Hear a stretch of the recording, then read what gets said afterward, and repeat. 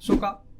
तो देखो, अगर तुम एनिमे देखते हो तो तुमने वन पंच मैन सीरीज को तो देखा ही होगा, और अगर सीरीज नहीं देखी तो एटलीस्ट इस सीरीज का तो तुमने नाम सुना ही होगा। And we already know Saitama is the most powerful और ओवर पावर्ड कैरेक्टर। उसका एक पंच किसी भी विक्टिम को इजिली डिफीट कर सकता है। तो जब हमें ऑलरेडी इसका एंड कंक्लूजन पता है तो सीरीज देखने का फायदा क्या है? फिर भी हमने इस सीरीज को इतना एंजॉय क्यों करा कि ये सीरीज हमारे फेवरेट लिस्ट में ऐड हो गई? क्यों ये series most popular anime series की लिस्ट में भी आती है? क्यों ये one of the best series है? और ये सीरीज बाकी सीरीज से किस तरीके से अलग है? और क्यों ये बिगनर के लिए भी बेस्ट सीरीज हो सकती है? तो यही सब मैं तुम्हें पॉइंट टू पॉइंट एक्सप्लेन करूंगा, जिससे तुम्हें इजीली समझ भी आ जाए और वीडियो ज्यादा बड़ी भी ना हो। तो अब फिलहाल ज्यादा टाइम वेस्ट नहीं करते हैं, उससे पहले वीडियो को लाइक कर दो, चैनल पे नहीं तो यार चैनल को भी सब्सक्राइब कर देना। तो अब सीधा पॉइंट पे आते हैं। तो जो फर्स्ट पॉइंट है वो है इस सीरीज का मेन कैरेक्टर साइटामा।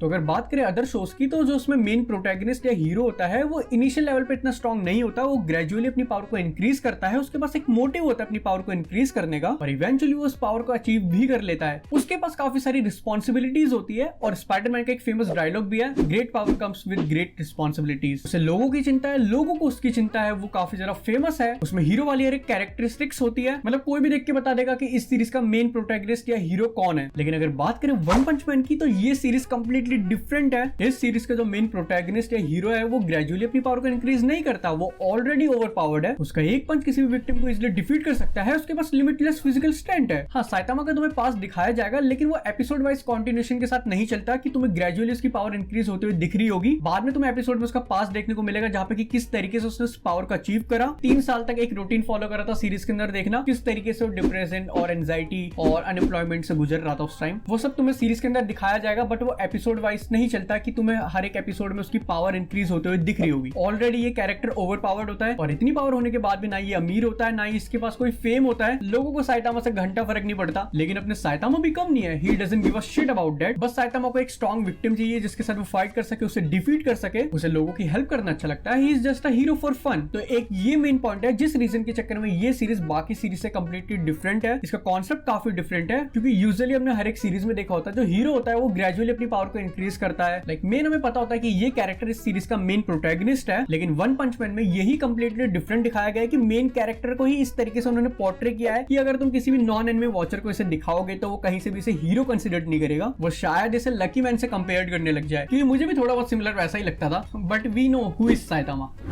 बात करते हैं सेकंड पॉइंट की, वो है फनीस्ट कॉन्सेप्ट। तो बेसिकली अदर शोज में क्या होता है, हीरो विलन की फाइट हो रही है, वहां पे विलन ग्रेजुअली अपनी पावर को इंक्रीज करता जा रहा है, जहां पे हीरो भी थोड़ा बहुत थ्रेटन हो रहा है, और वो प्लानिंग करता है कि किस तरीके से मैं इस विलन को डिफीट कर पाऊंगा, लाइक इस तरीके से। लेकिन वन पंच मैन कंप्लीटली डिफरेंट है। कोई भी विलन हो, कितना भी पावरफुल हो, साइटामा को कुछ फर्क नहीं पड़ता, कोई एक्सप्रेशन नहीं, कोई डर नहीं। इसका एक मोस्ट पॉपुलर जोक भी है, वहां पे विलन अपनी पावर वगैरह दिखा रहा है, साइटामा को बता रहा है उसके बारे में, and Saitama doesn't care much and just say सोका। और मैं तुम्हें यहाँ पे एक फन फैक्ट भी बताता हूँ, सोका का मीनिंग इंग्लिश में आईसी होता है, लेकिन जब तुम सीरीज देखोगे तो तुम्हें वहाँ पे सबटाइटल में ओके दिखेगा। ये मैंने तुम्हें बस एक सीन बताया, ऐसे काफी सारे सीन है, मतलब हर एक एपिसोड में तुम्हें काफी अच्छे खासे फनीस्ट सीन देखने को मिलेंगे, जहाँ पे बड़ा सा मॉन्स्टर है, वहाँ पे साइटामा को डरना चाहिए था, लेकिन उसकी जगह वो वहाँ पे अपने सुपरमार्केट के सेल के बारे में सोच रहा है। ऐसे ही फनीस्ट सीन तुम्हें हर एक एपिसोड में देखने को मिल जाएंगे, जो इस सीरीज को एक लेवल और अप लेके चले जाता है। कभी कोई विक्टिम उसे बता रहा है कि तुम्हें इस डायरेक्शन में नहीं जाना, और वो उसी डायरेक्शन में भाग जाता है। मतलब ऐसी चीजें तुम्हें काफी सारी देखने को मिलेगी सीरीज के अंदर, जो कि काफी ज्यादा फनी लगती है। हर एक एपिसोड में तुम्हें फनी सीन तो देखने को मिलेगा ही, और अलग से जो साइटामा का वे ऑफ स्पीकिंग है वो भी काफी हिलेरियस है।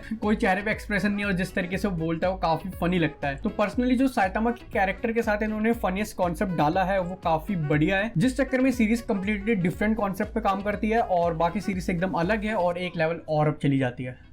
अब बात करते हैं थर्ड पॉइंट की, फाइटिंग। देखो, हम सबको पता है साइटामा ओवर पावर्ड कैरेक्टर है, उसके पास काफी ज्यादा पावर है, उसका एक पंच किसी भी विक्टिम को इसलिए डिफीट कर सकता है। तो ऐसी फाइटिंग को देखने में क्या ही मजा, जब ऑलरेडी इतना ओवर पावर्ड कैरेक्टर किसी को भी डिफीट कर सकता है। तो देखो यार, हमें पता है कि वो ओवर पावर्ड कैरेक्टर है, साइटामा को पता है उसके पास काफी ज्यादा पावर है, लेकिन जो सामने वाला विलन या विक्टिम होता है उसे ये बात नहीं पता होती, और वो भी काफी ज्यादा पावरफुल होता है। और जब विलन साइटामा से लड़ने जा रहा होता है तो हमें रहता है भाई अभी मजा आएगा ना असली, कि जब साइटामा अपनी पावर दिखाएगा। तो देखो यार, मजा भी इसी चीज का होता है, जब सामने वाला विलन अपनी पावर साइटामा में यूज करता है, साइटामा मजे में पिटता है, ना ही चेहरे पे कोई एक्सप्रेशन होता है, ना ही कोई डर होता है, और हमें भी इसी चीज का इंतजार होता है कि साइटामा कब अपनी पावर दिखाएगा। और एक्चुअल में इस चीज को देखने में काफी मजा आता है। उसके साथ साथ ये फनीस्ट कॉन्सेप्ट भी जो इन्होंने डाला है वो और इस चीज को एनहेंस कर देता है। तो जो तुम्हें लग रहा होगा कि यार एक पंच से जब ये सामने वाला डिफीट ही हो जाएगा तो मजा नहीं आएगा, ऐसा नहीं है बिल्कुल भी। तुम देखोगे तुम्हें एक्चुअल में उसी चीज में ज्यादा मजा आएगा कि यार अभी तो हमें इसकी पावर ही देखनी है। और साथ ही साथ तुम्हें साइटामा ही नहीं लड़ते हुए दिखता पूरी सीरीज के अंदर, उसके साथ एक बहुत पावरफुल साइबर जेनोस भी है, वो भी तुम्हें लड़ते हुए दिखेगा। साथ ही साथ साइतामा वर्सेस जेनोस की भी फाइट दिखती है। फाइटिंग के सीन्स तो यार काफी सारे हैं सीरीज के अंदर, तो कुछ चीजें बातों के थ्रू इतने अच्छे से नहीं समझाया जा सकती। तुम उस चीज को फील कर पाओगे जब तुम वो फाइटिंग सीन्स देख रहे होगे, और उसी चीज में एक्चुअल में मजा है।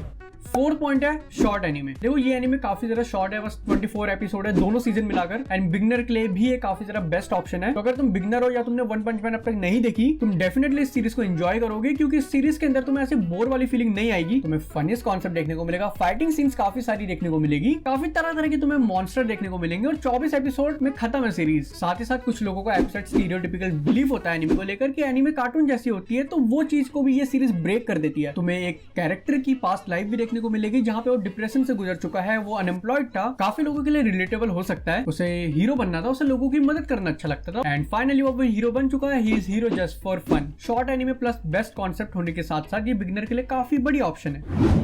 फिफ्थ पॉइंट की बात करते हैं, वो है सीरीज की एनिमेशन। तो देखो यार, एनिमेशन में इसका एक डिसएडवांटेज भी है जो कि मुझे सीरीज का सबसे बड़ा फ्लॉ लगता है। तो वन पंच मैन के फर्स्ट सीजन को एनिमेट करा है स्टूडियो मैडहाउस ने, जो कि जापान का one of the best studio है, जिसने डेथ नोट, पैरासाइट, मॉन्स्टर जैसी सीरीज को भी प्रोड्यूस करा है, जिन्होंने काफी बड़े बड़े एनिमेटर को हायर करा था, जिन्होंने नारुतो जैसी सीरीज में भी काम करा है। लेकिन जो उसका सेकंड सीजन है उसे एनिमेट करा है जैसे स्टाफ ने। वो कंपनी भी अच्छी है बट मैडहाउस लेवल की नहीं है, इसलिए हमें दोनों ही सीजन के अंदर आर्ट स्टाइल, एनिमेशन काफी डिफरेंट लगती है, जो कि मैं कहूंगा फर्स्ट सीजन की एनिमेशन आर्ट स्टाइल बढ़िया है as compare to second season. तो यही मुझे इसका सबसे बड़ा डिसएडवांटेज भी लगता है, लेकिन इसमें भी क्या ही कर सकते हैं। जैसे स्टाफ को इतना बड़ा बजट नहीं है कि वो इतने अच्छे अच्छे एनिमेटर को हायर कर सकती थी। मैडहाउस ने उन्होंने एनिमेटर को हायर करा था जिन्होंने किल ला किल, नारुतो जैसी सीरीज में काम करा हुआ है। तो ऑब्वियस सी बात है, जैसे स्टाफ का इतना बजट नहीं था कि वो उन्हें हायर कर पाए, तो इसलिए हमें आर्ट स्टाइल डिफरेंट देखने को मिलती है, जो कि सीजन 2 की इतनी सही नहीं थी। तुम डिफरेंस देख सकते हो, दोनों ही पिक्चर तुम्हें स्क्रीन पे देखने को मिल रही होगी। हाँ, लेकिन फर्स्ट सीजन की एनिमेशन काफी बढ़िया थी।